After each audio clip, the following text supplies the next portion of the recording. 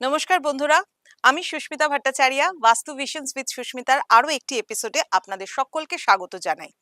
কেমন আছেন আপনারা? আশা করি নিশ্চয়ই সবাই ভালো আছেন। ভালো থাকবার জন্যই তো সম্পূর্ণটা। আর বাস্তু ভিশনস উইথ সুস্মিতাতে আমি আপনাদের সাথে অ্যাস্ট্রোলজি, বাস্তু, নিউমেরোলজি ইত্যাদি নিয়ে আপনাদের সাথে কথা বলি। কারণ আমরা জীবনটাকে সুন্দর করতে চাই। জীবনের বিভিন্ন পর্যায়ে বিভিন্ন সমস্যা এবং এই প্ল্যানেটারি পজিশনের জন্য কিন্তু আমাদের জীবনে বিভিন্ন কাল সময় নেমে আসে। ধরুন কারোর ভেনাসের কন্ডিশন খুব খারাপ রয়েছে, আপনার হরোস্কোপের মধ্যে ভেনাস ম্যালফিক বসে রয়েছে, অর্থাৎ সে কিন্তু আপনাকে একটা নেগেটিভ এফেক্ট বা অ্যাডভার্স এফেক্ট দিচ্ছে। ভেনাসের অ্যাডভার্স এফেক্টে কি হতে পারে? আপনার স্কিন প্রবলেম হতে পারে, আপনার কিন্তু স্কিনের মধ্যে বিভিন্ন ধরনের র্যাশেস বা স্কিনের মধ্যে ইনফেকশন ইত্যাদি সমস্যা আসতে পারে। আর তার সাথে যদি কেতু একটু অ্যাড হয়ে যায়, তাহলে তো আর দেখতেই হবে না, অবশ্যই আপনাকে স্কিন নিয়ে অনেক দিন বা ইনফেকশন জাতীয় প্রবলেম নিয়ে অনেক দিন ভুগতে হবে। ধরুন এই ভেনাসের কন্ডিশন আপনার হরোস্কোপের মধ্যে মেলফিক থাকার জন্য শুধুই কি স্কিনের প্রবলেম হয় না, এর সাথে সাথে আরো অনেক কিছু কিন্তু হতে পারে। যেমন ধরুন আপনার রিলেশন সংক্রান্ত প্রবলেম হতে পারে।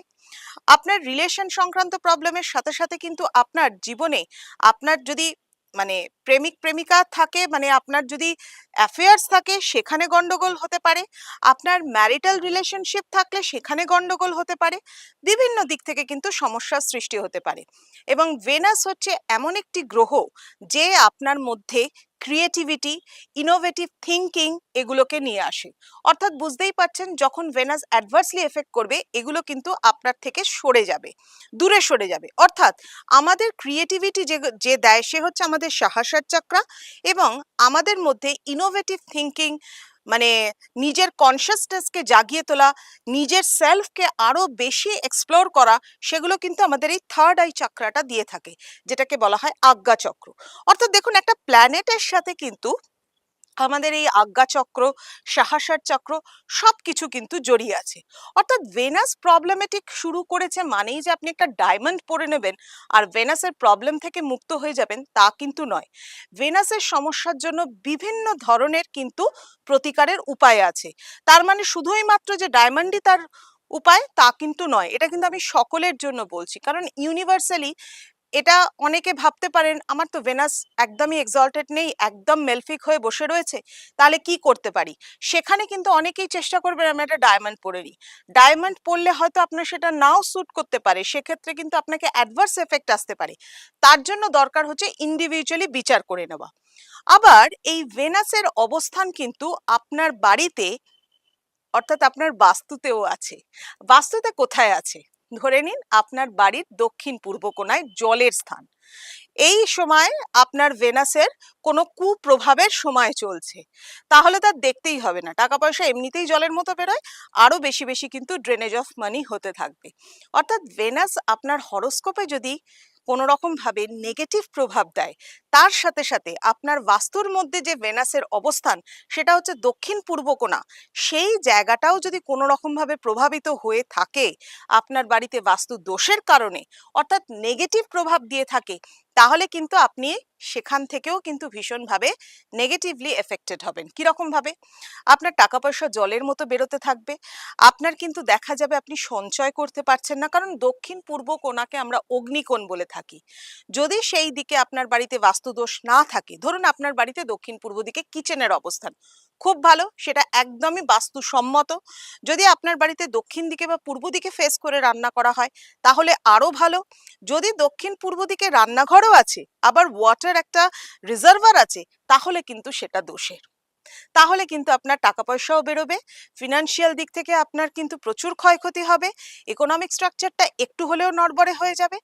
ধরুন আপনার দক্ষিণ পূর্ব দিকে কিচেন রয়েছে, but extreme south east corner of kitchen আপনার কিন্তু একটা সিঙ্কের পজিশন রয়েছে বা আপনি অ্যাকোয়াগার্ডটা লাগিয়েছেন, তাহলেও কিন্তু ড্রেনেজ অফ মানি হতে পারে। অর্থাৎ এই ছোটখাটো জিনিসগুলোকে একটু যদি আপনি মাথায় রাখেন, মানে সেইভাবে নিয়মটা মেনে যদি বাস্তুটাকে করা হয় তাহলে কিন্তু আমরা অনেকটা ভালো থাকতে পারি। অর্থাৎ ভেনাসের সাথে রিলেটেড আমাদের চক্রাস আছে, আমাদের বিভিন্ন ধরনের ইনোভেটিভ থিঙ্কিং দেয় আমাদের সহস্রার চক্র, ওটা ব্লক হয়ে যেতে পারে। আমাদের থার্ড আই চক্র, আজ্ঞা চক্র, সেটা ব্লক হতে পারে। সেটাকেও কিন্তু ঠিক করবার বিভিন্ন ধরনের উপায় আছে। আর সেই উপায়গুলোকে জানতে গেলে কিন্তু আমার এই এপিসোডগুলো অবশ্যই ফলো করুন। সেখানে কিন্তু আপনারা ঠিকঠাক মতো জানতে পারবেন যে কি উপায় করলে পরে ভেনাসের কুপ্রভাব থেকেও আপনি বেরোতে পারেন। অর্থাৎ ভেনাসের মতো একটা গ্রহ যাকে আমরা বলি, আচ্ছা ধরুন যারা মিডিয়াতে চাকরি করে তাদের ভেনাস স্ট্রং না থাকলে কিন্তু পাবলিকের কাছে তারা ফেমাস হতে পারবে না। এরকম অনেক নিউজ অ্যাঙ্কার রয়েছে দেখবেন আমাদের খুব প্রিয়, অনেক রিপোর্টার, অনেক নিউজ অ্যাঙ্কার রয়েছে যারা টিভিতে হোস্টিং করেন, তারা আমাদের কাছে ভীষণ প্রিয়। তাদের ভেনাস কিন্তু খুব স্ট্রং। ভেনাস স্ট্রং না হলে কখনো তাদের পাবলিক এই যে কমিউনিকেশন আমাদের সাথে, আমাদের মনের মধ্যে, পাবলিকের মনের মধ্যে গেঁথে যাওয়া, সেটা কিন্তু কখনো হতো না যদি তার নেগেটিভ ভেনাস থাকতো। সাপোজ আপনি কোনো রকম কোনোভাবে হয়তো বিউটির সাথে, বিউটি প্রোডাক্টের সাথে যুক্ত, সেখানেও কিন্তু দেখা যাবে আপনি আপনার বিউটিশিয়ানের কাজ বা বিউটি প্রোডাক্টের কাজও কিন্তু ঠিক মতো করতে পারছেন না। সেখানেও কিন্তু বিভিন্ন ধরনের, হয়তো আপনার এবিলিটি আছে, কোয়ালিটি আছে, ক্যাপিটাল লাগিয়েছেন, ভালো করে একটা বিজনেসকে স্টার্ট করেছেন, কিন্তু সেখানেও নেগেটিভ এফেক্ট। এটা কিন্তু হতে পারে আপনাদের নেগেটিভ ভেনাসের জন্য। অর্থাৎ ভেনাস এমন একটা গ্রহ যে কিনা আমাদের ক্রিয়েটিভিটি, আমাদের মনের আনন্দ ইত্যাদির সাথে যুক্ত, এবং বিভিন্ন ধরনের সৌন্দর্য ইত্যাদির সাথেও যুক্ত। তাহলে নিজেকে ভালো রাখতে গেলে, নিজেকে সুন্দর রাখতে গেলে, নিজেকে আরো বেশি প্রেজেন্টেবল রাখতে গেলে, আয়নার সামনে দাঁড়ালেই যাতে মনে হয় আপনি অনেক অনেক সুন্দর, নিজেকে যাতে আরো ভালো করে চিনতে পারেন, তার জন্য কিন্তু ভেনাসকে স্ট্রং রাখার দরকার রয়েছে। আর সেটা কিভাবে করতে হবে তার জন্য আমার সাথে থাকতে হবে বাস্তু ভিশনস উইথ সুস্মিতার এই ইউটিউবের চ্যানেলে।